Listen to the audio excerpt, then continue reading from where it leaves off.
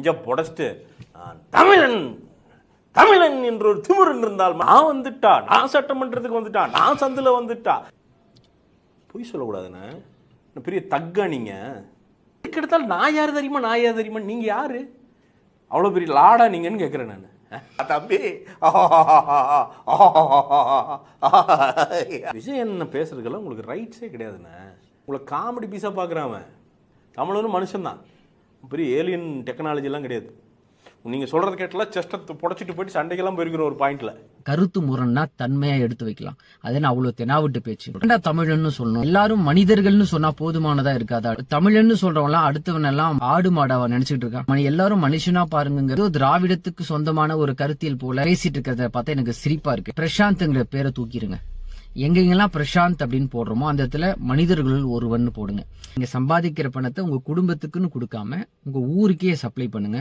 இல்லையா முடிஞ்சா உங்களுடைய அன்பு பேரன்புன்றதுனால இந்த உலகத்துல இருக்கிற எல்லா இடத்துக்கும் நீங்க கொஞ்சம் கொஞ்சமா பிரிச்சு கொடுத்துருங்க. பிரசாந்த்ன்றது ஒரு பிரிவினை, குடும்பம்னு நீ சொன்னா அது ஒரு பிரிவினை. இப்படி பல பிரிவினைகளோட வாழ்ந்துட்டு இருக்கிற நீங்க எப்படி மனித தத்துவங்கள் எல்லாம் எப்படி பேசுறீங்க அப்படின்றது புரியல. நகைச்சுவையா இருக்கு.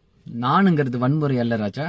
நான் என்பது என் இருப்பிற்கான ஒரு அவசியம். அது உனக்கு வன்முறையா தெரிஞ்சதுன்னா உன் மூளையில ஏதோ பிரச்சனை இருக்குன்னு அர்த்தம். விஜய் அவர்கள் நடிகரா சம்பாதிச்சாராமா.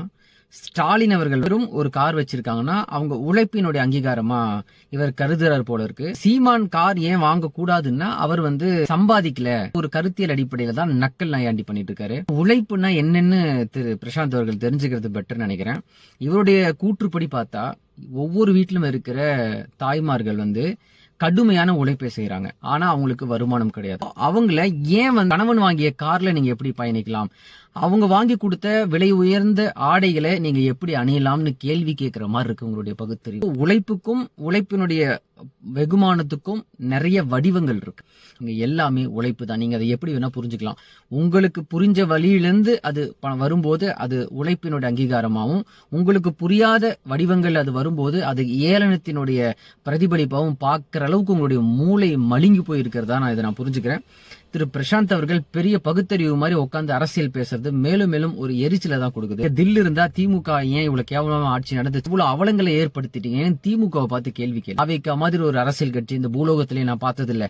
வீடியோ போடுங்க.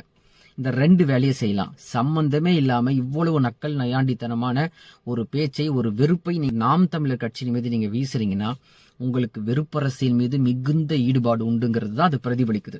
இல்லனா இந்த வேலையை ஒருத்தர் செய்ய மாட்டான். திராவிட தத்துவங்களுக்குள்ள இருக்கிறவங்களுக்கு ஏதாவது எடுத்து சொல்லணும்ன்ற ஒரு விருப்பமே எனக்கு முதல்ல கிடையாது.